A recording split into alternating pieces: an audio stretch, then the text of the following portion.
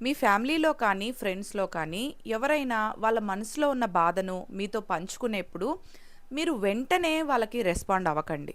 మీరేదైనా వాళ్ళకి సజెషన్ ఇవ్వాలనుకుంటే ఇమ్మీడియేట్‌గా మీరు ఆ సజెషన్ ఇవ్వడం కానీ, సొల్యూషన్ చెప్పడం కానీ చేయకండి.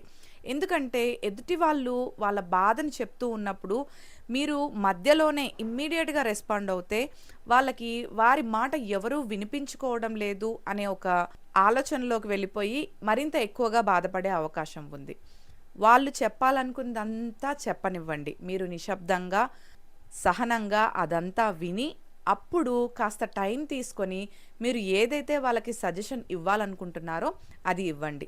ఎందుకంటే మీరు ఎప్పుడైతే మౌనంగా వారు చెప్పిన మాటంతా వింటారో, అప్పుడు వారికి ఎంతో తేలికగా ఉంటుంది. మీరు చెప్పే సజెషన్‌ని కూడా వాళ్ళు వినడానికి సహాయపడుతుంది. ఎదుటి వారి మాటలను పూర్తిగా వినడం అనేది మనం వారి పైన ఉన్న ప్రేమను చూపించడానికి మొదటి అడుగు లాంటిది.